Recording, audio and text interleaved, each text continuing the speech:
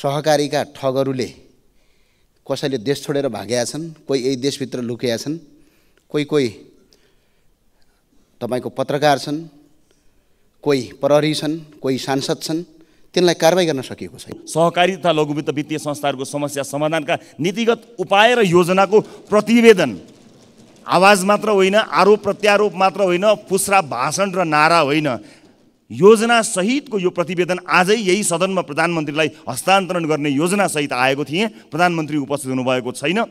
यसबाट पीडितहरूलाई राहत दिलाउनको निमित्त के गर्न सकिन्छ भन्ने कुरोको योजना गर्न सक्ने सम्पूर्ण कुराहरू राखिएको छ। सरकार यदि रासोपाको मद्दत चाहन्छ भने एक गर्दै पीडितहरूलाई राहत दिने विषयमा काम गर्नका लागि एक जिम्मेवार राजनीतिक दलका रूपमा हामी सक्षम छौँ, सबल छौँ, त्यो जिम्मेवारी प्राप्त गर्ने ल्याकत राख्दछौँ भन्ने कुरा सम्मानित सदनलाई स्पष्ट पार्दै अब प्रधानमन्त्रीज्यूलाई छुट्टै समय लिएर यो प्रतिवेदन, यदि त्यो भएन भने कसरी धनी हुनुहुन्छ? यहाँ देश बनेन, आयोजना बनेन, पैसा छ। यहाँ 19 खर्ब रुपियाँ गयो अस्ति राष्ट्र ब्याङ्कबाट, यो 1.5 वर्षमा 19 खर्ब रुपियाँ बजारमा आएको छ। तर त्यो पैसा कहीँ पनि छैन। अहिले त्यो पैसा कहाँ लुकेको छ? 1000 र 500 का नोट चाहिँ नोटबन्दी गर्नुपर्छ सरकारले, किनभने घर पैसा लुकाएर राखेका छ यिनीहरूले। चर्चा परिचर्चा आरोप प्रत्यारोपमा सबै व्यस्त रहँदा हामी सहकारी र लघुवित्त संस्थाहरूको समस्या समाधानको नीतिगत उपाय र योजनाको प्रतिवेदनमा व्यस्त रह्यौँ। आफूलाई लागेका आरोपहरूमध्ये त्यसमा ध्यान दिनुभन्दा त्यसको समाधानको उपायमा हामी लाग्यौँ। प्रथम मान्य सदस्य श्री गगन कुमार थापालाई बोल्न समय दिन्छु। समय 38 मिनट।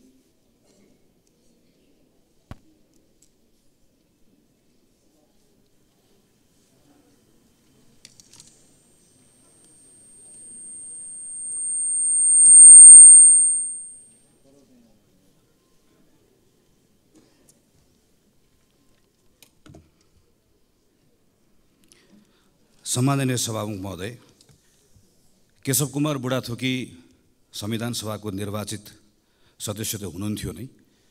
हाम्रो पार्टी नेपाली कांग्रेसका एकजना पुरानो नेता, लोकतान्त्रिक आन्दोलनका एक सक्रिय अभियन्ता र झापा जिल्लाको त्यहाँको जनताहरूको एउटा प्रिय नेताको रूपमा र निडर व्यक्तित्व बना आफ्नो मान आर्जन गर्नुभएको नेता हुनुहुन्थ्यो। हिजो हामीले उहाँलाई गुमाएका छौँ। यो क्षणमा म उहाँलाई सम्झन चाहन्छु, उहाँको परिवारप्रति हार्दिक समवेदना प्रकट गर्न चाहन्छु र उहाँप्रति भावपूर्ण श्रद्धाञ्जली अर्पण गर्छु। भर्खरै मात्र हामीले जानकारी प्राप्त गऱ्यौँ कि आदरणीय पद्मप्रसाद पाण्डे महासचिव नियुक्त हुनुभएको छ।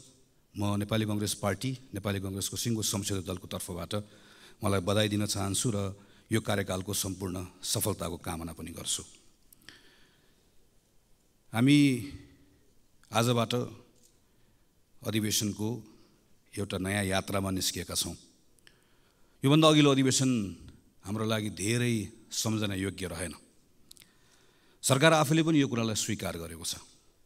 त्यही भएर यो पटक अघिल्लो अधिवेशनभन्दा फरक बनाउँछु भनेर हामीसँग बाचा गरेको छ।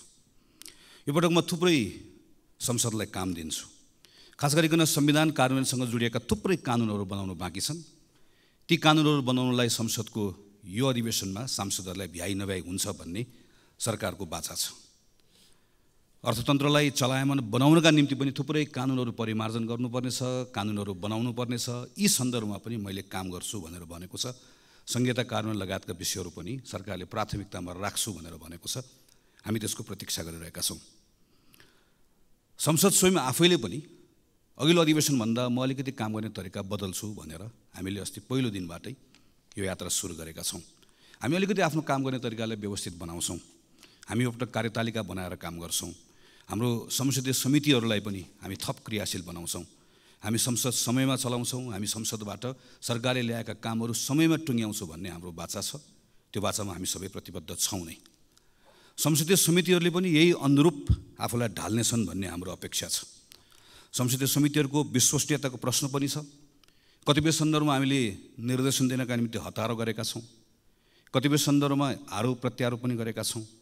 कतिपय सन्दर्भमा प्रक्रिया मिचिएको र अपारदर्शी भएको भन्ने विषयहरू पनि सँगसँगै उठेर आएको छ। यो सबै कुराले संसदीय समितिको विश्वसनीयता घटाउँछ। त्यो भनेको सिङ्गो संसदको विश्वसनीयता घटाउँछ।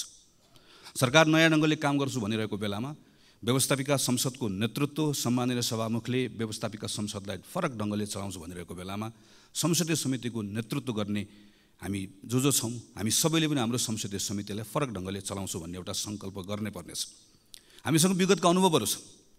कहिलेकाहीँ एउटै विषयलाई 2-3टा संसदीय समितिहरूको क्षेत्राधिकार हो कि भनेर अलमल हुँदै गर्दा सँगै बसेर काम गरेका अनुभवहरू छन्। म क्षणमा स्वर्गीय रविन्द्र अधिकारीलाई सम्झिरहेको छु। जतिखेर उहाँ विकास समितिको सभापति हुनुहुन्थ्यो, म त्यो बेलामा कृषि जलस्रोत समितिको सभापतिको रूपमा काम गरिरहेको थिएँ। सम्माननीय स्वर्गीय सुशील कोइराला प्रधानमन्त्री हुनुहुन्थ्यो। कतिपय विषयहरूमा हामी सँगै एउटै समिति जस्तो बसेर सँगै काम गर्थ्यौँ, सरकारलाई बोलाउँथ्यौँ र त्यो बेलामा सरकारले पनि हाम्रो कुरालाई गम्भीरतापूर्वक लिन्थ्यो। आरोप प्रत्यारोप भन्दा फरक ढङ्गबाट पनि काम गर्ने ठाउँहरू छन् भन्ने सन्दर्भमा हामी सबैले सोच्नुपर्ने बेला आएको छ। यो अधिवेशनको दौरानमा संसदीय समितिले थुप्रै कामहरू गर्नुपर्नेछ, कानुनहरू बनाउनु पर्नेछ। कानुन बनाउने विषयका सन्दर्भमा पनि हामी आफैले पनि यो छोटो समयमा केही तितो अनुभवहरू गरेका छौँ। यी कुराहरूमा हामी सबै खुला हृदयले समीक्षा गर्न तयार छौँ भन्ने पनि म ठान्दछु। यही क्रममा हामी राजनीतिक दलहरू जो अहिले संसदभित्र छौँ हामीले पनि आफ्नो काम गर्ने तरिका बदल्नु परेको छ। यो संसदको सबभन्दा ठुलो दल भएको हिसाबले नेपाली काङ्ग्रेस यो सन्दर्भमा अझै आफूलाई अझै बढी जिम्मेवारीका साथमा प्रस्तुत गर्नुपर्छ भन्ने ठान्दछ। यही सोचेर हामीले भर्खरै बसेको संसदीय दलको बैठकबाट गम्भीरतापूर्वक छलफल गरेर एउटा सङ्कल्प गरेका छौँ कि यो पटकको संसदको अधिवेशनमा हाम्रो उपस्थितिलाई हामी थप जिम्मेवार बनाउनेछौँ, हामी आफूलाई थप क्रियाशील पनि बनाउनेछौँ र सरकारले संसदबाट जे कुराहरूको अपेक्षा गरेको छ संसदको ठुलो दलको हिसाबले यो जिम्मेवारीका साथमा हाम्रो क्रियाशीलताले सरकारको त्यो अपेक्षा पुरा गर्नको लागि र आम नागरिकको संसदप्रतिको अपेक्षा पुरा गर्नका निम्ति हाम्रो भूमिका तदनुरूप गर्नेछौँ भन्ने हिसाबले हामीले आफ्नो बैठकबाट केही निर्णयहरू गरेका छौँ र त्यही निर्णयले अनुरूप यो अधिवेशनभरि हाम्रा सांसद साथीहरू चल्नुहुन्छ भन्ने कुरामा म आश्वस्त पार्न पनि चाहन्छु। तर यो सँगसँगै हामीले हाम्रो यो संसदलाई आम नागरिकसँग कसरी जोड्ने भन्ने पनि हेर्नुपर्नेछ। हिजोको मात्र एउटा तथ्याङ्क हामीले हेऱ्यौँ भने पर्यटकहरूबाट जति रकम नेपाल भित्रिन्छ, हामी 10 लाख पर्यटक पुग्यो भनेर भन्छौँ, त्योभन्दा बढी रकम नेपाली विद्यार्थीहरूले बाहिर पढ्नको लागि लिएर गए भन्ने तथ्याङ्क हामीले हिजो मात्र पढ्यौँ।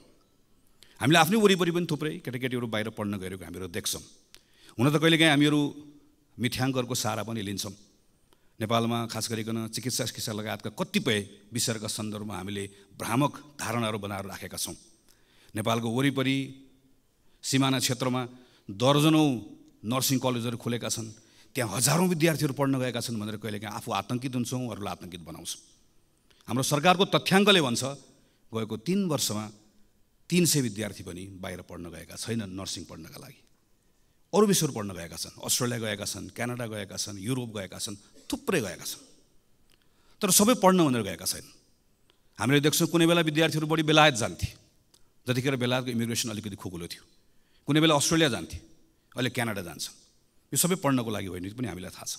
यसका अरू धेरै पक्षहरू छन्, तर कतिपय विद्यार्थीहरू पढ्नका लागि भनेर गएका छन्, हाम्रो विश्वविद्यालयको कारणले गर्दा गएका छन्। त्यो विश्वविद्यालय शिक्षा सुधार गर्यो भने कतिपय कुरालाई यहाँ रोक्न सकिन्छ। त्यो विश्वविद्यालय क्षेत्रलाई सुधार गर्नका निम्ति केही समयपछि सरकारले यही संसदमा उच्च शिक्षाको विधेयक ल्याउँदैछ, जो अहिले सार्वजनिक भएको छ, हामी त्यसलाई पढि पनि रहेका छौँ। त्यो उच्च शिक्षाको विधेयकमा यो संसदले हामीले काम गर्नुपर्ने छ। हाम्रो विश्वविद्यालयको स्वायत्तता, विश्वविद्यालयको सँगसँगै विविधता, विश्वविद्यालयले मौलिकता पनि कसरी कायम गर्ने, सँगसँगै विश्व बजारका निम्ति हाम्रो विश्वविद्यालय त्यो अनुकूल कसरी हुने भनेर हामीले कानुनमा सँगै काम गर्नुपर्नेछ। तर त्यो कानुन आउनको लागि समय लाग्छ, त्यो कानुन आएर पारित गर्नलाई पनि समय लाग्छ। यो बिचमा त्रिभुवन विश्वविद्यालयको ठाउँ रिक्त भएको छ, त्रिभुवन विश्वविद्यालय सँगसँगै अन्य विश्वविद्यालयहरूको पनि नेतृत्व रिक्त भएको छ। हामीले त्यो बेलामा सुधार गरौँला भनेर अहिले मौका पाएको बेलामा त्रिभुवन विश्वविद्यालयमा हिजो जे गल्ती गरेका छौँ त्यही कुरा दोहोऱ्यायौँ र मौका पाएको बेलामा सुधार गरेनौँ भने हामी यहाँभित्र उच्च शिक्षा सुधार गर्ने भनेर भनिराख्छौँ, छलफल गरिराख्छौँ, मान्य सांसदहरूले तथ्याङ्क प्रस्तुत गरिराख्नुहुन्छ, विद्यार्थी बाहिर गयो भनेर हामी रोइकराइ गरिराख्छौँ।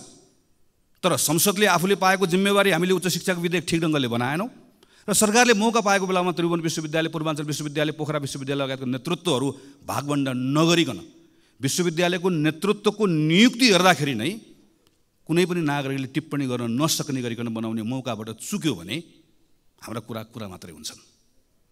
हामीले यहाँ संसदबाट गर्ने काम र सरकारबाट गर्ने कामलाई आम नागरिकका यी विषयहरूसँग जोड्न सक्छौँ कि सक्दैनौँ। हाम्रो अहिले विद्यालयहरूमा केटाकेटीहरू पढ्न गइरहेको देशैभरि देख्छौँ हामीहरू।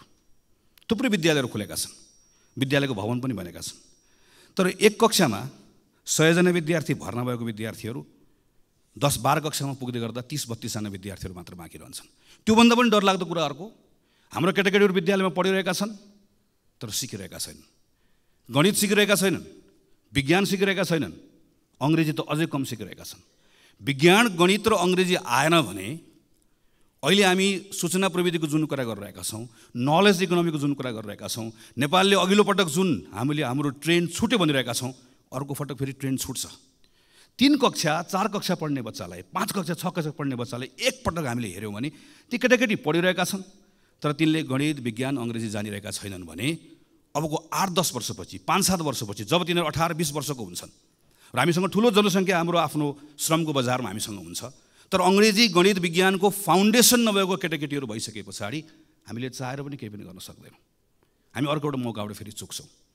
त्यसलाई जोगाउने हो भने हामीले अहिले काम गर्नुपर्ने 3, 4, 5, 6, 7, 8 विद्यालय शिक्षामा काम गर्नुपर्ने छ। संसदमा विधेयक आइरहेको छ। यो विधेयकलाई अहिले हामी आरोप प्रत्यारोप गर्ने वा लोक रिजाइका निम्ति हामीले आफूलाई प्रस्तुत गर्ने वा कसैको तुष्टिकरणका निम्ति वा आफ्नो राजनीतिक दलको कुनै एउटा आग्रहका निम्ति यसलाई हामी आफ्नो पोजिसनलाई प्रयोग गर्ने वा हामीले यो बेलामा यो जिम्मेवारी पुरा गर्नका लागि हामीले अहिले यो विधेयकमा काम गर्ने हाम्रो अगाडि मौका छ, हाम्रो अगाडि प्रश्न छ। यही बिचमा विधेयक बन्दै गर्दा समय लाग्छ, तर यो बिचको समयमा सरकारले सँगसँगै यो स्कुल एजुकेसनभित्र स्थानीय सरकारहरू छन्, सरकार चलाउने गरेको पार्टी गठबन्धनकै पार्टीहरूको हामीले हेऱ्यौँ भनेदेखि पनि 2/3 भन्दा बढी हाम्रो स्थानीय सरकारहरू छन्। प्रदेश सरकार 7 प्रदेशमा माथि प्रधानमन्त्रीलाई अनुकूल हुने गरिकन 7 प्रदेशका सरकारहरू छन्। त्यो प्रदेशले अहिले स्कुल एजुकेसनमा के काम गर्ने हो, त्यो स्थानीय सरकारले एजुकेसनमा के काम गर्ने हो, यो 1 वर्षको समय खेर कसरी नफाल्ने हो, यहाँनिर हामीले सोच्नुपर्नेछ र हामीले सँगसँगै यहाँभित्रको पार्लियामेन्टमा आएको कानुनमा काम गर्नुपर्नेछ। यति जिम्मेवारी पुरा गऱ्यौँ भने जसरी अघि मैले उच्च शिक्षाको कुराकानी गरेँ, हाम्रो विद्यालय शिक्षाको क्षेत्रमा केही न केही सुधार हुन्छ, कहीँ न कहीँ हामीहरू पुगिन्छ। यही संसदको यही रोस्टममा उभिएर अहिलेकै सम्माननीय प्रधानमन्त्री हुनुभएको बेलामा स्वास्थ्य बिमा सम्बन्धी कानुन यहीँ उभिएर पढेको म सम्झन्छु। स्वास्थ्य बिमा सम्बन्धी कानुन हामीले यहाँ प्रस्ताव गरेर यो संसदले पारित गर्दै गर्दा हामीले त्यही बेलामा एउटा परिकल्पना गरेका थियौँ कि प्रत्येक नेपालीलाई स्वास्थ्य बिमामा अनिवार्य रूपमा आबद्ध गरिनेछ र प्रत्येक नेपालीले त्यो स्वास्थ्य बिमा बापत आफ्नो आयको आधारमा योगदान गर्नुपर्नेछ। अहिलेको जस्तो अप्पर क्याप लगाएर 1 लाख दिने, 2 लाख दिने, 3 लाख दिने होइन। एउटा नेगेटिभ लिस्ट हुन्छ, त्यो लिस्टमा भएको त्यो सायद दाँतसँग जोडिएको कुरा होला वा अरू प्लास्टिक सर्जरीसँग जोडिएका कुरा होलान्, यी केही सेवाहरू बाहेक बाँकी रहेका सबै सेवाहरू त्यो बिमित भएको मानिसले सबैको बिमित हुन्छ र प्रत्येक नेपाली, यसको अर्थ प्रत्येक नेपालीले ती सबै सुविधाहरू निःशुल्क रूपमा प्राप्त गर्छ र गुणस्तरीय रूपमा प्राप्त गर्छ र यो दिनको निम्ति हाम्रा सेवा प्रदायक संस्थाहरूलाई कसरी बलियो बनाउने, त्यो सेवा प्रदायक संस्थाहरूमा जनशक्ति कसरी उपलब्ध गराउने, यी सबै विषयहरूका बारेमा अध्ययन पनि भएको छ, यसका बारेमा निर्णयहरू पनि भएका छन्, यसको बारेमा बाटो कसरी जाने भन्ने कुरा तय पनि भएको छ। आज हामीसँग फेरि एउटा मौका आएको छ। हामी अहिले यो काम गर्ने वा अहिले स्वास्थ्य बिमाको हामीले अहिले पछिल्लो समयमा हामीले हेऱ्यौँ भनेदेखि पनि यो प्रतिको विश्वास घट्दै गएको छ, झन् थप लथालिङ्ग बन्दै गएको छ। हामीले अहिले यहाँभित्र बसेर संसदभित्र बसेर स्वास्थ्यको हामी नै आफूले बनाएको कानुनलाई कार्यान्वयन गराउने विषयको सन्दर्भमा हामीले जे भूमिका निर्वाह गर्नुपर्ने हो हामीले निर्वाह गर्नुपर्नेछ, सरकारको ठाउँबाट जे भूमिका निर्वाह गर्नुपर्ने हो सरकारले निर्वाह गर्नुपर्नेछ। यी साना कामहरू हुन्, मैले भनेका योभन्दा धेरै ठुल्ठुला कामहरू अहिलेका काम हुन् भन्ने लाग्न सक्दछ, तर यस्तो होइन। सम्माननीय सभामुख महोदय, अहिले हामी समुदायमा नेपाली कङ्ग्रेस भन्ने एउटा अभियान अन्तर्गत देशैभरि हिँडिरहेका छौँ। खास गरिकन यो पछिल्लो 6-8 महिना 1 वर्षभित्र नागरिकहरू के सोचिरहेका छन्, हामीलाई कसरी हेरिरहेका छन्, सिङ्गो प्रणाली, हाम्रो अहिलेको व्यवस्था, हाम्रो अहिलेको अवस्था, यी सबैको बारेमा नजिकबाट केही कुराहरू सुनौँ भनेर देशभरि साथीहरू हिँडिराख्नु भएको छ। हाम्रो नेताको निधन भएकोले हामीले कार्यक्रम स्थगित गऱ्यौँ र केही समय पछाडि यो कार्यक्रम फेरि अगाडि लिएर जान्छौँ र त्यस पछाडि आएको कुरालाई स्वाभाविक रूपमा हामी संसदमा र अरू मञ्चहरूबाट सबैको अगाडि राख्नेछौँ नै। यो बिचमा म पनि झापाबाट भैरवासम्म हुलाकी राजमार्गको बाटो हुँदै वरिपरिका समुदायहरूसँग अन्तर्क्रिया गर्दै गर्दै हिँडेँ। त्यहाँबाट हिजो काठमाडौँ फर्किएको छु। यो बिचमा मैले देखेँ कि हाम्रा पूर्वाधारहरूको अवस्था, चाहे त्यो ठुलो पूर्वाधार होस्, चाहे झापाको त्यो कन्काई पुल होस्, मोरङको रतुवामाई पुल होस् वा धनुषाको कमलाको पुल होस् वा बाटोमा परेका सिँचाइका ठुला आयोजनाहरू हुन् वा सानसाना आयोजनाहरू, चाहे सानो होस् चाहे मध्यम होस्, यी सबै आयोजनाहरूको बेहाल छ। अहिले भर्खर पनि यहाँ बाटोको कुरा निस्क्यो, सडकको कुरा निस्क्यो। अहिले नारायणगढ बुटवलको सडकबाट हामीहरू धेरै हिँडेका छौँ। हामी अहिले यही यता पोखरासम्म जाने बाटोमा पनि सबैजना हिँडेका छौँ। हामी यो विषयमा छलफल गर्दै गर्दा के कुरा भन्छौँ भने कहिलेकाहीँ हामी ऐनमा समस्या छ त्यस कारणले गर्दा भयो भनेर भन्छौँ, कहिले वन मन्त्रालयले रुख काट्न दिएन त्यस कारणले गर्दा भयो भनेर भन्छौँ। अहिले पछिल्लो समयमा के भन्न थालेका छौँ भने सरकारले भुक्तानी दिएन त्यस कारणले गर्दा समस्या भयो भनेर भन्छौँ। सरकारले फेरि चाहिँ मैले भुक्तानी दिन खोजेको तर समयमा गर्नुपर्ने काम नसकेको कारणले गर्दा भएन भनेर भनेको हामीहरू सुन्छौँ। र यो सन्दर्भमा हाम्रो संसदभित्र हामी छलफल गर्दै गर्दाखेरि सजिलैसँग हामी एकअर्कालाई आरोप प्रत्यारोप लगाउँछौँ। तर अलिकति गहिरेर हामीले हेऱ्यौँ भनेदेखि भने हामी सबै सरकारमा बसेका छौँ। कतिपय जुन सडकको बारेमा आज हामी त्यहाँ बसेर चर्चा गरिरहेका हुन्छौँ, प्रश्न गरिरहेका हुन्छौँ, ती कतिपय सडक त आफैले सुरुवात गरेका सडकहरू छन्, आफैले शिलान्यास गरेका सडकहरू छन्। हामी प्रदेशको सरकारको सन्दर्भमा हेऱ्यौँ, स्थानीय सरकारको सन्दर्भमा हेऱ्यौँ र कतिपय म त सरकारमा थिएन भन्ने कुनै दलले हेर्ने हो भने पनि आफै भित्र एकचोटि हेऱ्यो भनेदेखि भने कुनै बेलामा तिनै पूर्वाधारहरू बनाउने निकायको नेतृत्व गरेका साथीहरू त्यहीँ वरिपरि प्रशस्त भेटिन्छ। यसको अर्थ यो कुनै एउटा व्यक्तिको, कुनै एउटा दलको, कुनै एउटा सरकारको र कुनै एउटा समयको मात्र होइन, हामी सबैको सामूहिक असफलता हो। हामी हाम्रो पूर्वाधार समयमा बनाउन सकिरहेका छैनौँ।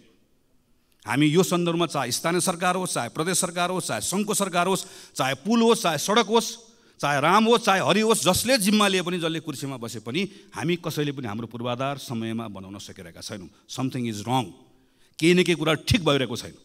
त्यो ठिक गराउने कुराको सन्दर्भमा आज हामीसँग त्यो एउटा जिम्मेवारी छ, मौका पनि छ। हामीले कानुनलाई भनेका छौँ सार्वजनिक खरिद ऐनमा यो समस्या भयो भनेर भनेका छौँ, तर त्यही सार्वजनिक खरिद ऐनमा भएको व्यवस्थाको बारेमा जहाँ हामीहरू केवल कसले कति मूल्यमा बनाउने भन्ने आधारमा प्रतिस्पर्धा गर्छौँ, कसले कति मूल्यमा होइन, कसले कति समयमा बनाउने भन्ने आधारमा पनि प्रतिस्पर्धा गराउन सकिन्छ भन्ने व्यवस्था छ। यो व्यवस्था लागू गरौँ भनेर पटक पटक भनेको म स्मरण गर्छु, स्मरण गराउन पनि चाहन्छु। यस्ता कतिपय कानुनको व्यवस्थाहरू भएर पनि प्रयोग गरेका छन्। कानुनमा समस्या छ भने कानुन बदल्न सक्ने ताकत यो संसदसँग छ, किनकि हामी सबैले यो मार खेपिरहेका छौँ। अभ्यासमा समस्या छ भने अभ्यास बदल्ने पनि हामीसँग त्यो शक्ति बोकेर बसेका छौँ। यो कुनै रकेट साइन्सको कुरा होइन। हाम्रै साथीहरू नेपालभन्दा बाहिर गएर जिम्मेवारी लिएर जाँदै गर्दा पूर्वाधार समयमा बनेको छ। हाम्रै कामदारले गरेका छन्। हामी जसलाई ठेकेदार भनेर भन्छौँ त्यो पनि एउटा व्यवसाय हो, त्यो पनि एउटा जिम्मेवारी हो। तिनै मानिसहरू ठेकेदार भएर मिडल इस्टमा गएर अहिले संयुक्त राज्य अमेरिकामा गएर कतिपय ठाउँहरूमा गएर राम्रोसँग प्रतिस्पर्धा गरेर काम गरिरहेका छन्। तर हामीहरू यहाँ किन चुकिरहेका छौँ? किन हामीहरू यहाँ पूर्वाधार समय बनाउन सकिरहेका छौँ? किन कुनै पनि पूर्वाधार समय बनाउन सकिरहेका छौँ? किन कुनै पनि सरकारले जोसुकै प्रधानमन्त्री होस्, जोसुकै मन्त्री होस्, किन बनिरहेको छैन? यो संसदले यो पटक यसका बारेमा राम्रोसँग छलफल गर्नुपर्नेछ। यसका बारेमा बसेर राम्रोसँग काम गर्नुपर्नेछ। संसदको के भूमिका हो संसदले गरौँ, संसदीय समितिले कतिपय कामहरू गर्नुपर्नेछ, सरकारले कतिपय जिम्मेवारी निर्वाह गर्नुपर्नेछ।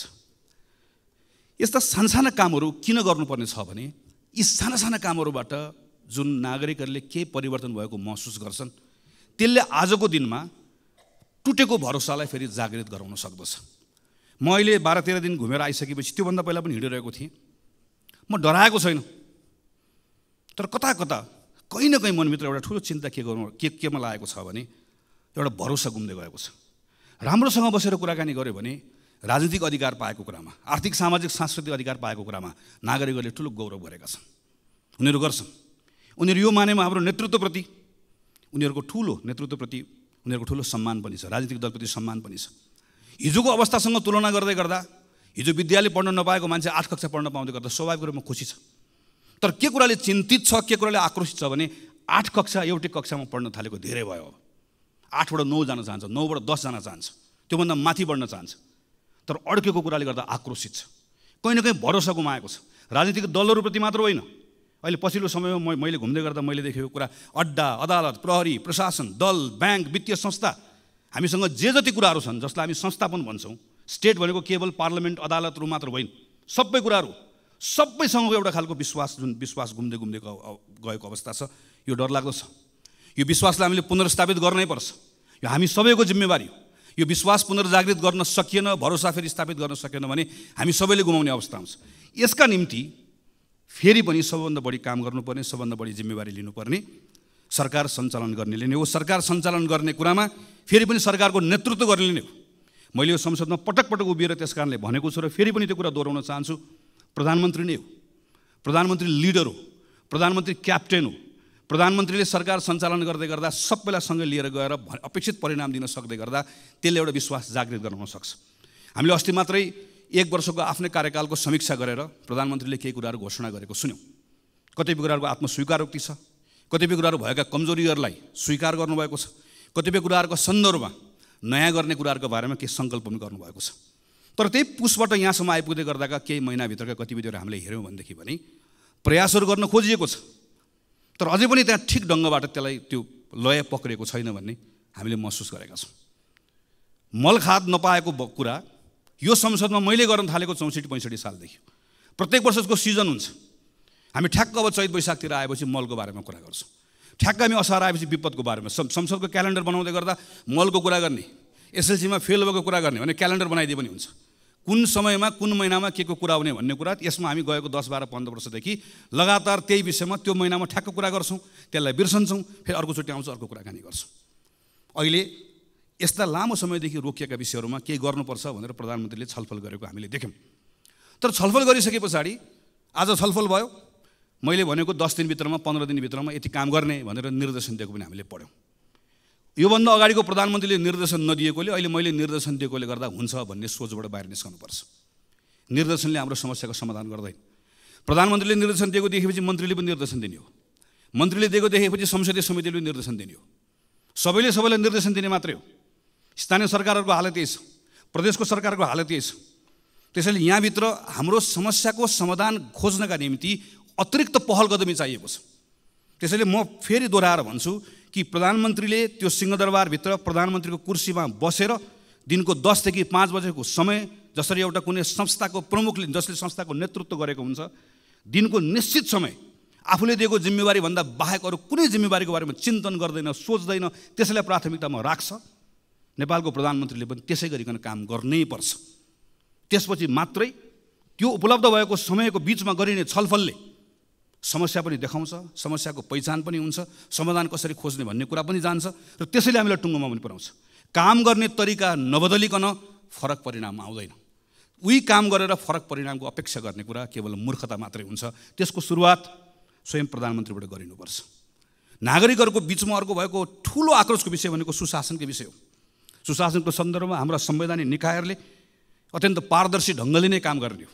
यो सरकारको कुरा मात्र होइन, राज्यको अरूको निकायहरूको पनि त्यत्तिकै दायित्व छ। संविधानले सृजना गरेका संस्थाहरूले पारदर्शी ढङ्गले काम गर्नुपर्नेछ।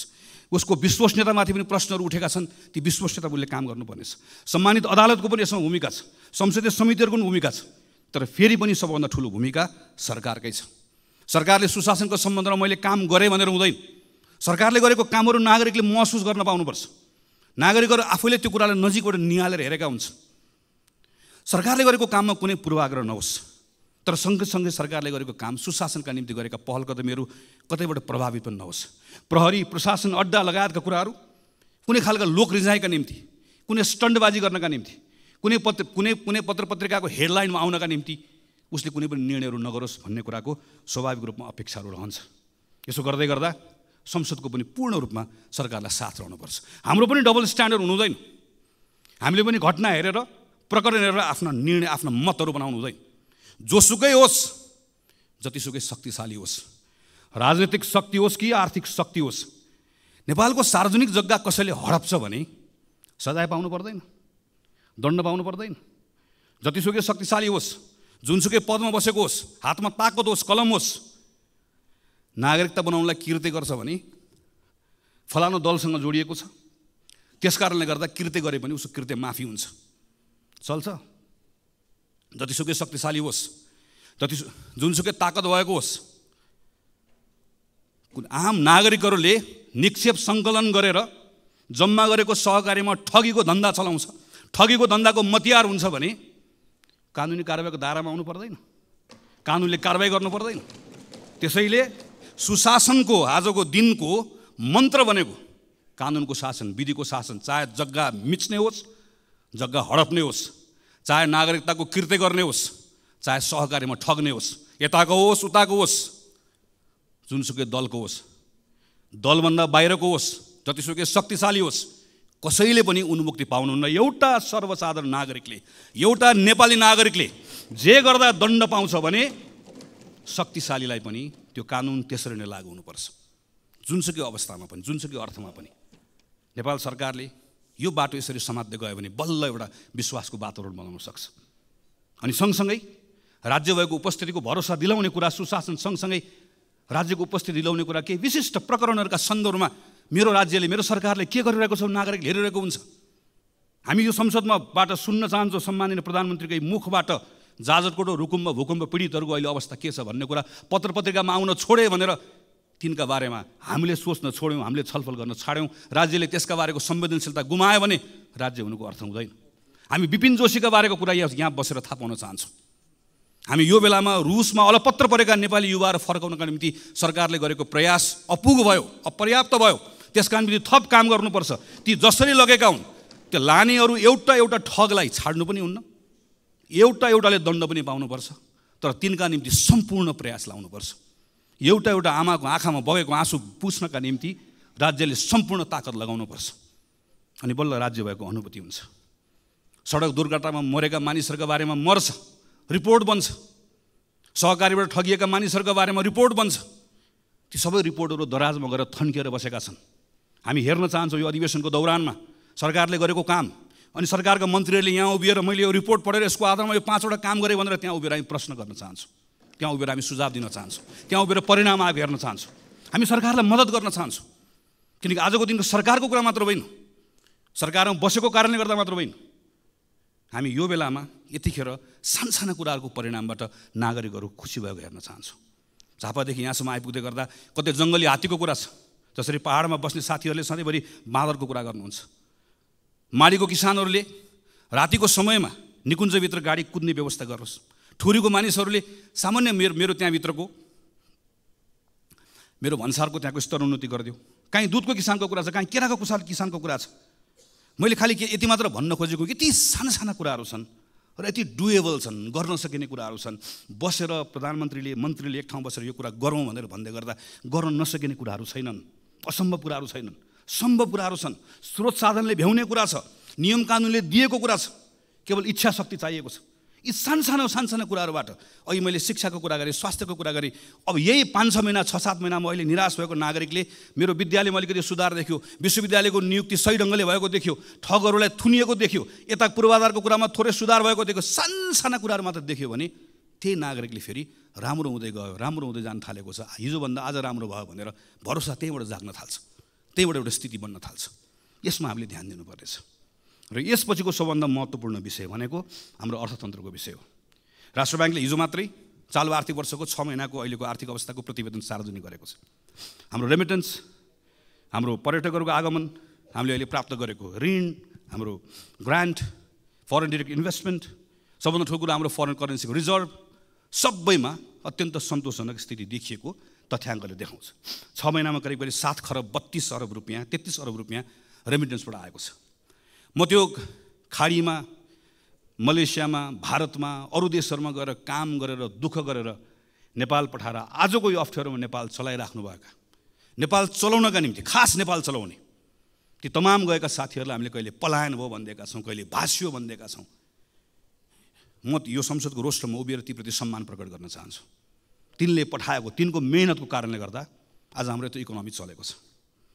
तर सरकार यो आँकडा हेरेर मात्रै मख परेर बस्यो भने चाहिँ हामीहरू डुब्छौँ। किनकि यही बेलामा आँकडाको अर्को पक्ष पनि छ। ब्याङ्कसँग अहिले कहिले नभएको पैसा छ, त्यति पैसा थुप्रिएको छ, तर कर्जा लगानी नै हुँदैन। जम्मा 4% वृद्धि छ। तपाईँ हामी सबै घुमिरहेका छौँ। सानो व्यवसाय गर्ने पनि टाट पल्टेको छ, ठुलो व्यवसाय गर्ने पनि सबैको हालत बेहाल छ। कोही मान्छे पनि ठिक भयो भनिरहेको छ। जुनसुकै सेक्टरमा जाउँ, रियल इस्टेटको सेक्टरमा जाउँ, म्यानुफ्याक्चरिङको सेक्टरमा जाउँ, एग्रो बिजनेस गर्ने सेक्टरमा जाउँ, स्मल इन्टरप्राइजेस गर्ने सेक्टरमा जाउँ, कहीँ कसैले पनि ठिक भयो भनेर भनिरहेको छैन। किनकि आन्तरिक अर्थतन्त्रमा ठुलो शिथिलता आएको छ। र यही बेलामा हामीले हेऱ्यौँ भने अहिले पनि सुन्ने समय मैले सुनिरहेको थिएँ, यति निरस हाम्रो अहिलेको अवस्था। हामीले यदि खास गरिकन पुँजीगत खर्च हामीले हेऱ्यौँ भने आज 6 महिना 24 दिन भयो यो आर्थिक वर्षको, पुँजीगत खर्च कति भएको छ भन्दा 19.21%, जबकि आजको मितिमा 50% कम्तीमा खर्च भइसक्नुपर्ने हाम्रो अवस्था हो। केन्द्रीय सरकारको जस्तो छ, स्थानीय सरकार र प्रदेश सरकारको पनि त्यस्तै छ। गएको 5-6 वर्षमा हामीले हेऱ्यौँ भने 60% कसैको पनि नआएको छैन। यो पुँजीगत खर्च हेर्दै गर्दा तथ्याङ्क कुरा मात्र होइन, पुँजीगत खर्च कम भएको कारणले गर्दा आजको दिनमा हाम्रो यी सबै बाह्य सूचकहरू ठिक हुँदै गर्दा पनि हाम्रो आन्तरिक अर्थतन्त्र यति शिथिल हुनुको मुख्य कारण भनेकै हामीले गर्ने पुँजीगत खर्च गर्न नसकेको कारणले गर्दा, यसको यति धेरै ठुलो यसले एउटा साइकल बनाएको, यति इन्टरट्विन छ यो विषय, एउटा अर्कोसँग जोडिएको छ। यो कारणले गर्दाखेरि यस्तो खालको एउटा भयानक स्थिति सृजना भएको छ। तर यो पुँजीगत खर्च बढाउनुको निम्ति हामी जान्न चाहन्छौँ र हामी यदि हाम्रो भूमिका के हुन्छ भने हामी मद्दत गर्न चाहन्छौँ। तपाईँ हिजो गरेको भन्दा के फरक गर्दै हुनुहुन्छ? हाम्रो प्रधानमन्त्री कार्यालय, हाम्रो अर्थ मन्त्रालय, हाम्रो अरू मन्त्रालयहरू, समग्रमा सरकार हिजो गरेको भन्दा के फरक गर्दैछ, के नयाँ ढङ्गले गर्दैछ, जसको आधारमा हामी विश्वास गर्न सक्छौँ कि अब पुँजीगत खर्च हिजोको भन्दा फरक हुन्छ। हामी त नयाँ बजेटको बारेमा छलफल गर्न थाल्यौँ, गर्ने पनि पर्नेछ, हामीले भनेको टाइममा गरौँ भनेर। तर नयाँ बजेटको छलफलको कुराको अर्थ के? पुरानो बजेटको बारेमा हामी सक्यो। अस्तिसम्म हामी पुरानो बजेटमा छलफल गर्दैथ्यौँ। बजेट कार्यान्वयनको अहिले चरणमा यति निराश लाग्दो अवस्था भएको बेलामा हामीले यो बेलामा पुँजीगत खर्च बढाउने विषयको सन्दर्भमा हामी यो गर्छौँ, यो गर्छौँ, यो गर्छौँ, यसरी गर्छौँ भन्ने कुरा भनेनौँ, गरेनौँ भने यसले हाम्रो अवस्था बदलाव ल्याउँदैन। हामी चाहन्छौँ सरकारले यसका बारेमा प्रयासहरू गरोस्, गरि पनि रहेको छ। कतिपय गरेको कुराहरूको बारेमा हामी जानकारी पनि चाहन्छौँ, हामी सूचित पनि हुन चाहन्छौँ, हामी त्यहाँ सुझाव दिन चाहन्छौँ, हामी सँगसँगै यी विषयहरूमा काम गर्न चाहन्छौँ। यति गर्न सकियो भने त्यसले थोरै सरकारलाई स्पेस दिन्छ।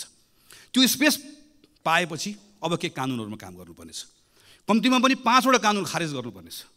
28वटा कानुन, विदेशी लगानी, सार्वजनिक निजी साझेदारी लगायत हामीले टिपेर हेर्दै गर्दाखेरि करिब 28वटा नयाँ कानुनहरू यहाँभित्र बनाउनु पर्ने र परिमार्जन गर्नुपर्नेछ। अर्थात् करिब 40को हाराहारीमा यो संसदले अबको 5-6 महिनाभित्र कानुनमा काम गर्नुपर्नेछ।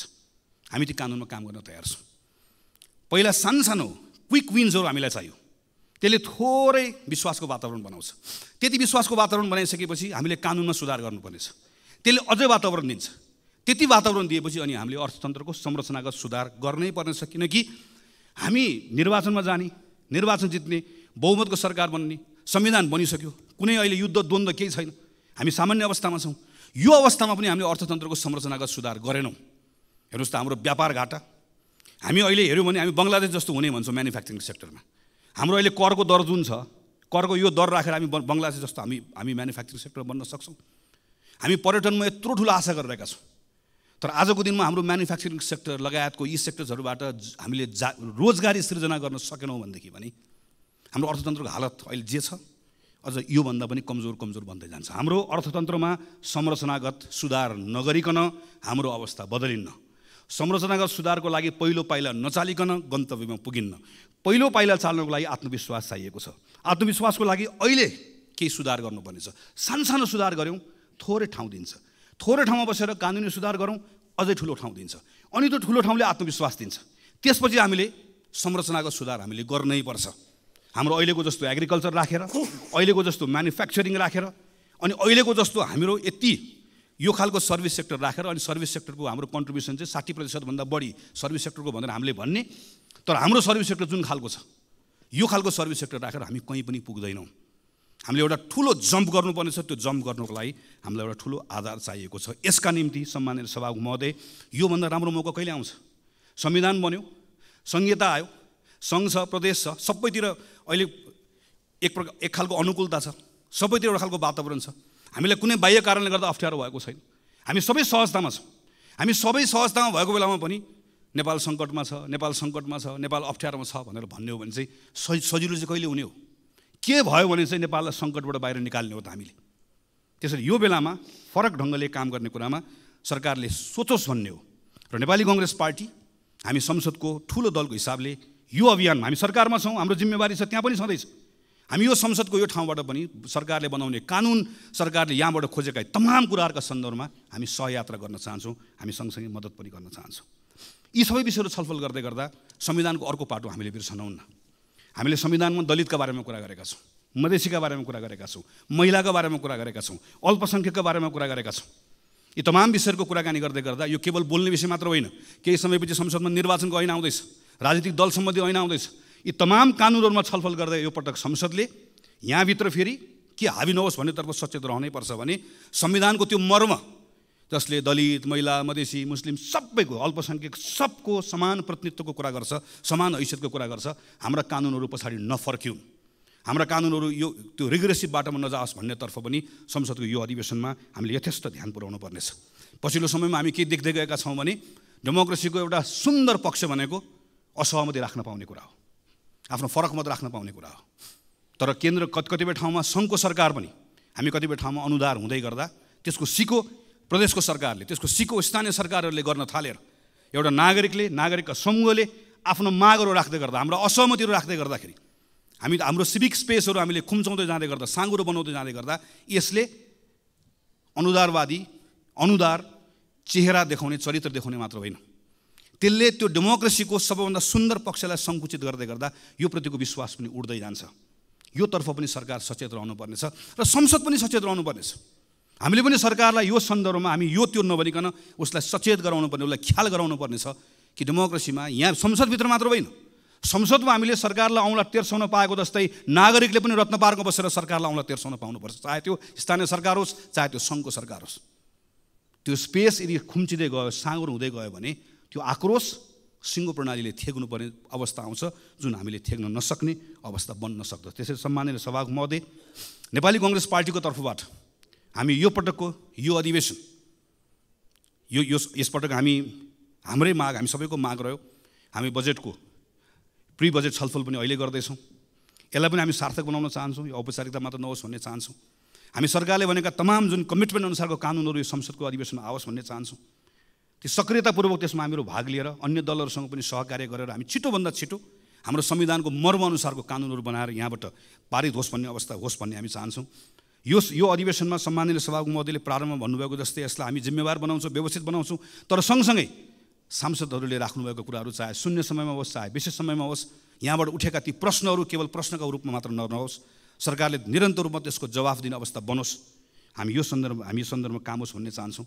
हामी यो बिचको समयमा यहाँभित्र दलहरूका बिचमा कैयन कुराहरू छन्, चाहे त्यो टिआरसीको कुरा होस्, चाहे हाम्रो अन्तर्राष्ट्रिय सम्बन्धको कुरा होस्, कतिपय कुराहरूमा हामीले एउटा साझा धारणा बनाउनु पर्नेछ, समान धारणा बनाउनु पर्नेछ।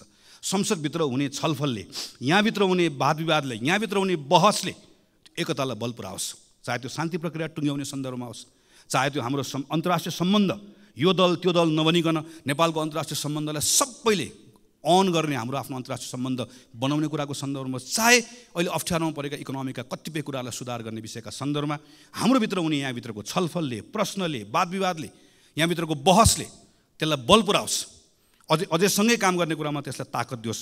हामी यो चाहन्छौँ र यसका सन्दर्भमा नेपाली कङ्ग्रेस पार्टीको तर्फबाट सम्पूर्ण रूपमा हाम्रो कमिटमेन्ट छ।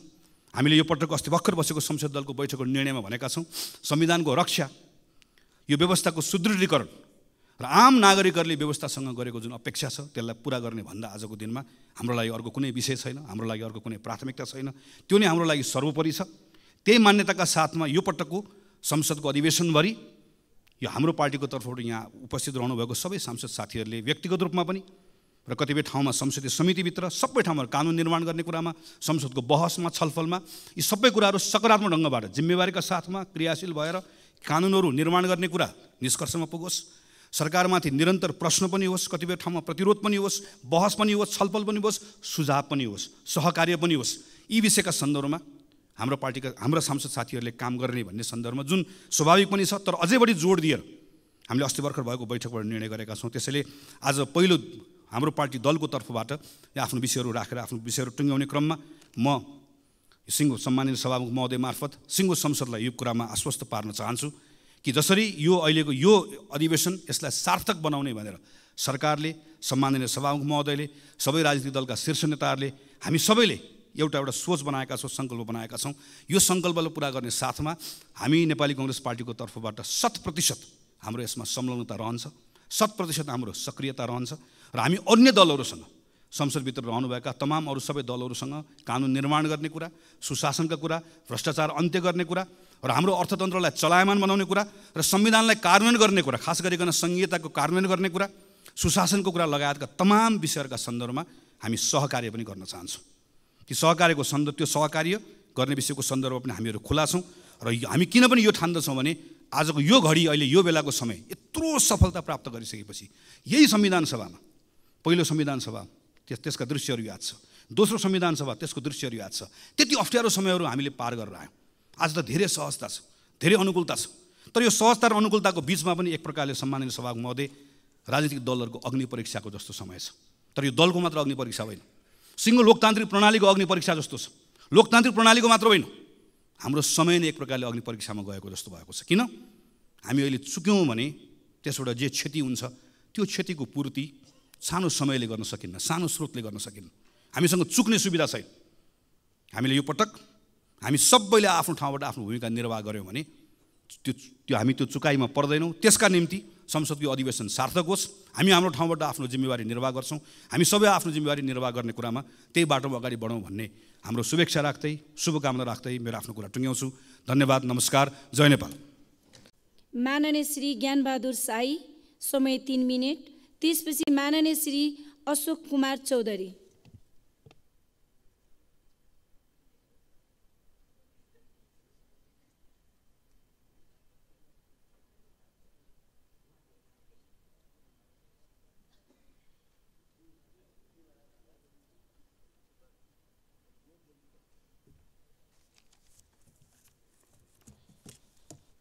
सम्माननीय सभामुख महोदय, आज हामी सम्पत्ति यो मनी लन्ड्रिङको केसमा छौँ र सर्वप्रथम त संसदका महासचिव पद्मप्रसाद पाण्डेज्यूलाई कार्यकालको हार्दिक मङ्गलमय शुभकामना व्यक्त गर्न चाहन्छु।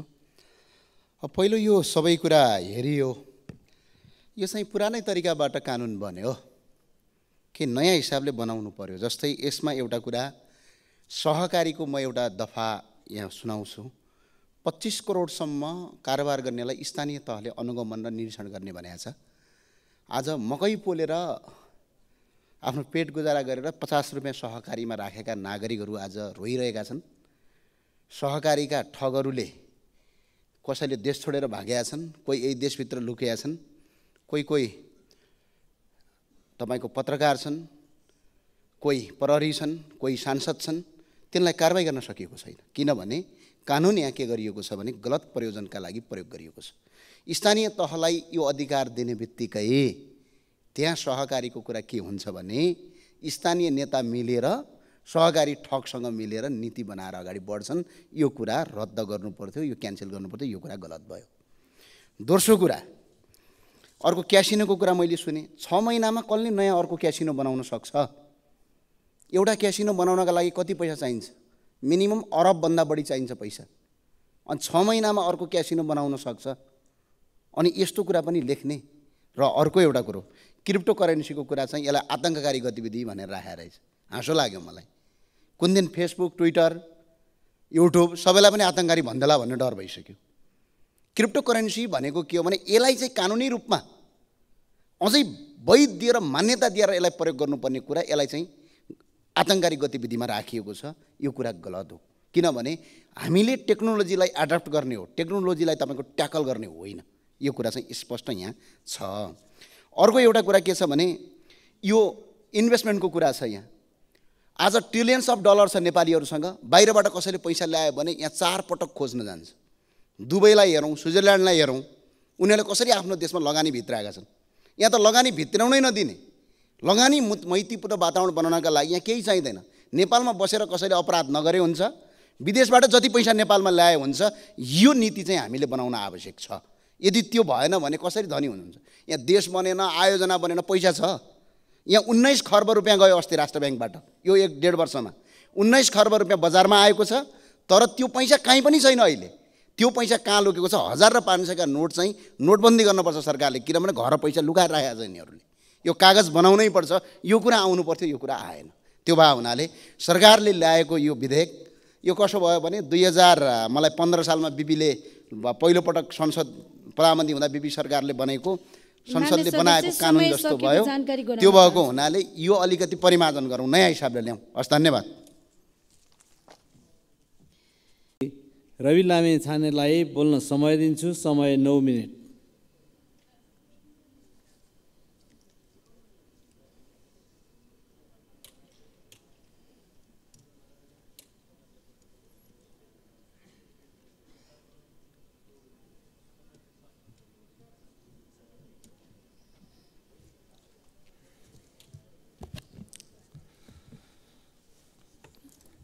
सम्माननीय सभामुख महोदय, सबैभन्दा पहिला गरिमामय संसदको महासचिव पदमा नियुक्त हुनुभएकोमा श्री पद्मप्रसाद पाण्डेज्यूलाई आफ्नो दलको तर्फबाट र आफ्नो तर्फबाट बधाई दिँदै सफल कार्यकालको शुभकामना अभिव्यक्त गर्न चाहन्छु। सम्मानित सभामुख महोदय, विशेष गरेर सत्तारूढ दलका नेताहरूको कुरा सुनियो। कुरा सुन्दा थाहा नभएको केही पनि पाइएन, सबै थाहा रहेछ। कहाँ व्यथिति भएको छ, कहाँ विसङ्गति भएको छ, कहाँ सुधार गर्नुपर्ने रहेछ, के गर्यो भने उपलब्धि हासिल गर्नुपर्ने रहेछ, सबै थाहा भएको रहेछ। मेरो प्रश्न नगरेको चाहिँ किन? जब सबै थाहा रहेछ, इतिवृत्ति थाहा रहेछ भने नगरेको किन, रोकेको कसले? हामी नयाँ दलले कि नयाँ दलले यो कुरा रोकेको हो त? यदि नयाँ दलले रोकेको हो भने कहाँनिर रोक्यो त्यो पनि जानकारी पाउन पाए सजिलो हुन्थ्यो। त्यसैले म वर्षौँदेखि चलिआएको संसदलाई आरोप प्रत्यारोप, छेडखानी, घोच्ने पेच्ने ठाउँ बनाउनुभन्दा अलि फरक ढङ्गले जाउँ भन्ने प्रस्तावसहित आज यहाँ उपस्थित हुन लागेको छु सभामुख महोदय। र यदि घोचपेच र ज्ञान बाँड्ने थलो बनाउने हो भने एकपटक सुरुवात आफ्नै दलबाट गर्दा पनि सजिलो हुन्छ होला, आफ्नै दलतिर फर्केर हेर्दा पनि हुन्छ होला। यदि नयाँ दलतिर हेर्न खोजेको हो भने नयाँ दल त 72 घण्टा छुट्याएर कारबाही गर्ने दल हो। पुराना दलहरूले आफ्ना दलभित्र एकपटक निया चियाएर हेर्ने हो कि जहाँ अदालतले फैसला गरेका मानिसहरू अझै पनि दलमा पदाधिकारीका रूपमा रहन्छन्, त्यहाँ एकपटक हेर्ने हो कि विश्वविद्यालयलाई राजनीतिबाट मुक्त गर्छु भनेर भनिएको भाषणलाई कार्यरूप दिनका लागि विश्वविद्यालयहरूमा भातृ सङ्गठन नराख्ने विषयलाई निर्णयमा लिएर जाने निर्णय गरेर काम अगाडि बढाउने हो कि र सरकारी जग्गा किर्ते गर्ने मान्छेहरू आफ्नै दलका वरिपरि छन् कि पहिला पार्टीगत रूपमा तिनलाई कारबाही गर्ने गरेर सुशासनको नयाँ कदम र उदाहरण दिने पो हो कि नागरिकता किर्ते गर्नेहरूलाई कारबाहीको दायरामा ल्याउने हो कि सहकारीका ठगहरूलाई कारबाहीको दायरामा ल्याउने हो कि सरकारमै भएको जस्तो लाग्छ। लामो समय सरकारै नछोडेको जस्तो पनि लाग्छ। राजनीतिमा भएको र सदनमा भएको पनि वर्षौँ बिते जस्तो लाग्छ। रोकेछ चाहिँ केले? नयाँ दलहरूले, नयाँ मान्छेहरूले। हामी तयार छौँ, खुला हृदय लिएर तयार छौँ। म यति कुरा बताउन चाहन्छु। यो त्यति मात्र होइन, सुरुवात गर्दा एकै कार्यकाल चुनाव हारेका मान्छेहरूलाई त्यसै कार्यकालमा फेरि अर्को बाटोबाट राष्ट्रिय सभामा लैजाने चिजको अगुवाई गरेको पनि देख्छु। अधिकार प्राप्त निकायले बयान लिनका लागि बोलाएको भन्ने सुन्छु, जानका लागि साधन नभएको भए सम्पर्क गर्दा पुर्याइदिन्थ्यौँ, त्यहाँ पनि नपुर्याएको पनि देख्छु। अनि सदनबाट सुशासनको कुरा, छेडखानीका कुराहरू अब नगरौँ। यो गरिरहँदा लामो श्रृङ्खला चल्छ, त्यस कारणले नगरौँ। मिडिया मेटेरियल बन्ने कि ल मेकर बन्ने यहाँहरूको छुट। हामी ल मेकर बन्नका लागि उपस्थित भएका छौँ। 180 दिन सदन चल्दा अधिवेशनले एक मात्र चाहिँ यो विधेयक पास गर्यो र संविधान कार्यान्वयनका लागि तत्काल 40 भन्दा बढी कानुन आवश्यकता पर्दाखेरि पनि हामीले अस्तिबाट यो सुरुवात गरेका छौँ र दोस्रो अधिवेशनका केही कमी कमजोरीहरूलाई सच्याएर अब यो सदनलाई अलिकति उत्तरदायित्व सहित अगाडि बढाउने प्रतिबद्धताका साथ हामी आएको हुनाले यसपटक संसदले क्यालेन्डर लागू गरेको छ। क्यालेन्डरले विगतमा जस्तो कुनै लहरमा या कुनै कारणले संसद प्रभावित हुने प्रवृत्तिलाई पनि न्यूनीकरण गर्नेछ भन्ने मैले विश्वास लिएको छु र निर्धारित दिनको जिम्मेवारी त्यही दिन पुरा गर्नका लागि पनि बाध्य बनाउनेछ। र ढिलै भए पनि संसदले आफ्नो क्यालेन्डर बनाएकोमा निरन्तर वकालत गर्दै आएको हामी रासोपा खुसी छौँ। कम्तीमा पनि अलिकति क्रेडिट दिनुभए हुन्छ, नसिकाउनु होला, अलिकति नयाँबाट सिक्नु पनि होला। अब संसदलाई बिजनेस दिनका लागि सरकार असफल भएको कुरा यहाँ उठिसकेको छ, त्यस कारणले म त्यसमा धेरै जान्न, मेरो समय पनि कम छ।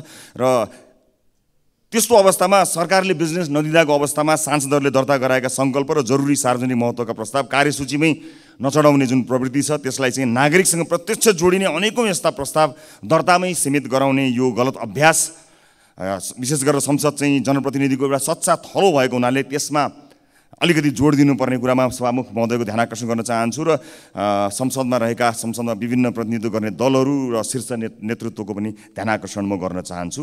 त्यसै गरी बहुमतको बलमा विपक्षीले राखेका जनमैत्री संशोधन पनि फेल गराउने जुन प्रवृत्ति छ त्यसलाई पनि अन्त्य गर्न यसपालिको अधिवेशन सफल होस् भन्ने कामना गर्न चाहन्छु र बहुमतले सरकार बनाउनु र कानुन बनाउनुको अन्तरमा हामी गम्भीर रूपमा समीक्षा गर्न सक्छौँ र त्यस्तो हुने प्रतिबद्धता व्यक्त गर्छौँ होला भन्ने आशा र अपेक्षा पनि म यहाँ अभिव्यक्त गर्न चाहन्छु। सभामुख महोदय, मैले धेरै कुरा गर्न खोजेको थिएँ तर समयको पाबन्दी छ। यो विशेष गरेर जब भ्रष्टाचारका फाइलहरू खुल्छन् त्यतिखेर र अन्य विभिन्न विषयमा चाहिँ ठुला दलका सर्वदलीय बैठकहरू बस्ने गरेको छन्। त्यस्ता सर्वदलीय बैठकहरू यदि साँच्चै नै संसदलाई काम गर्ने थलो बनाउने र अघि हामीले भने जस्तो छेडखानी घुमाएर सिधै भन्ने थलोभन्दा कानुन बनाउने थलो बनाउने हो भने एउटा सर्वदलीय बैठकको प्रस्ताव आज संसदको रोस्ट्रमबाट गर्न चाहन्छु। यो सर्वदलीय बैठक भ्रष्टाचारको फाइल खुल्दा हुने सर्वदलीय बैठक या कुनै एउटा नियुक्तिहरूका लागि गरिने भागभण्डाका लागि गरिने सर्वदलीय बैठक नभएर एउटा यस्तो सर्वदलीय बैठक बसौँ सभामुख महोदय, जहाँ त्यो बैठक बुढालिल कण्ठको आलिसान बैठक कोठामा होइन, खुमलटारको घरबेटीको घरमा पनि होइन, बालकोटको बारदलीमा पनि होइन र बालुवाटारको वातानुकूलित विलासी सरकारी बैठकमा होइन, दलित मुसहर बस्तीमा एउटा सर्वदलीय बैठक गरौँ जसमा 5 वटा महत्त्वपूर्ण विषय सर्वदलीय निर्णयबाट पास गरौँ र सदनमा आउँ भन्ने प्रस्ताव राख्न चाहन्छु। ती 5 वटा विषय: पहिलो, आर्थिक शिथिलता र आम नैराश्यता र युवा पलायनका लागि युवा केन्द्रित प्रोजेक्ट होप नामक अभियान सुरु गरौँ, जसमा मौद्रिक र वित्तीय नीतिका आधारमा समझदारी कायम गरौँ, अर्थात् कर्जाको स्वरूप र विस्तारबारे, करका दर र कर छलीको प्रकोप रोक्नबारे, आन्तरिक र बाह्य लगानी प्रवर्धन गर्ने बारे, नयाँ संरचनात्मक सुधारहरूबारे साझा मत बनाउन सकिन्छ कि सकिँदैन यसबारे सर्वदलीय बैठक गरौँ। सहकारी र लघु वित्त संस्थाहरूको कडा नियमन र पीडितहरूको रकम फिर्ता गर्न, सम्पत्ति रोक्का र जफत प्रक्रिया तुरुन्तै सुरु गर्न, कानुनी र प्रशासकीय तदारुकता देखाउन सक्छौँ कि सक्दैनौँ त्यही बैठकबाट पारित गरौँ र सदनमा लिएर आउँ। सर्वदलीय त्यस्तो बैठक गरौँ। मेरो दोस्रो मुद्दा, सुशासन र भ्रष्टाचार नियन्त्रणका लागि 2048 सालपछि नेपाल सरकारलाई प्राप्त सबै जनप्रतिनिधिको सम्पत्ति विवरण सार्वजनिक गरौँ, प्रेसले हेरोस्, जनताले बुझुन् अनि सम्बन्धित निकायले छानबिन गरून्। यस्तो अभूतपूर्व पारदर्शिता देखाउन सकियो भने मात्रै सुशासन हाम्रो अभिव्यक्ति होइन, साँच्चै नै विश्वसनीयता बन्न सक्छ। यो दोस्रो बुदामा सर्वदलीय बैठक गरौँ। तेस्रो बुदा, रुग्ण भौतिक आयोजनाको व्यवस्थापन गरौँ। ढिलासुस्ती र भ्रष्टाचारको मुहान बनाइएका देशैभरि अलपत्र रहेका ठुला आयोजनामाथि अब हस्तक्षेप गरौँ। 2075 सालमै ल्याइएको द्रुततर निर्माण तथा विकास सम्बन्धी विधेयक पास गरौँ। सर्वदलीय बैठकमा मेरो एउटा प्रस्ताव छ।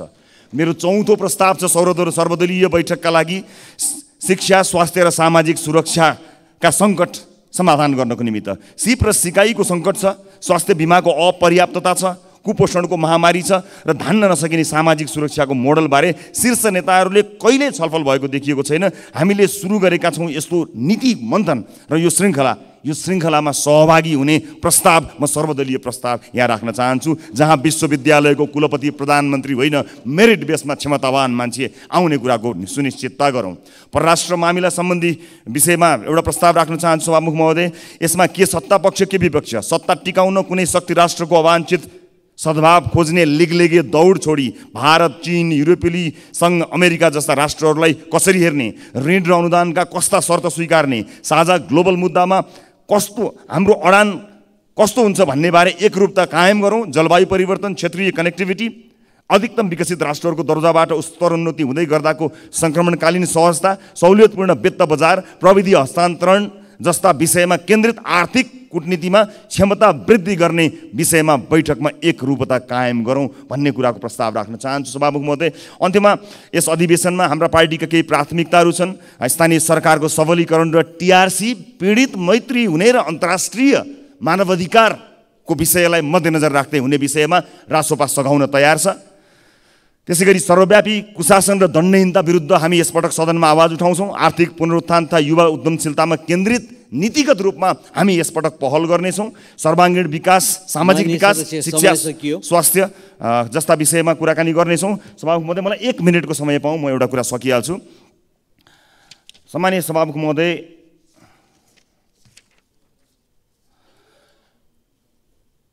चर्चा परिचर्चा, आरोप प्रत्यारोपमा सबै व्यस्त रहँदा हामी सहकारी र लघुवित्त संस्थाहरूको समस्या समाधानको नीतिगत उपाय र योजनाको प्रतिवेदनमा व्यस्त रह्यौँ। आफूलाई लागेका आरोपहरूमध्ये त्यसमा ध्यान दिनुभन्दा त्यसको समाधानको उपायमा हामी लाग्यौँ। आज सम्माननीय प्रधानमन्त्री पनि उपस्थित हुनुहुनेछ भन्ने सुनेर उहाँलाई सदनमै हस्तान्तरण गर्नको निमित्त त्यो तयारीको यो सहकारी तथा लघुवित्त वित्तीय संस्थाहरूको समस्या समाधानका नीतिगत उपाय र योजनाको प्रतिवेदन, आवाज मात्र होइन, आरोप प्रत्यारोप मात्र होइन, फुस्रा भाषण र नारा होइन, योजना सहितको यो प्रतिवेदन आजै यही सदनमा प्रधानमन्त्रीलाई हस्तान्तरण गर्ने योजना सहित आएको थिएँ। प्रधानमन्त्री उपस्थित हुनुभएको छैन। यसबाट पीडितहरूलाई राहत दिलाउनको निमित्त के गर्न सकिन्छ भन्ने कुरोको योजना गर्न सक्ने सम्पूर्ण कुराहरू राखिएको छ।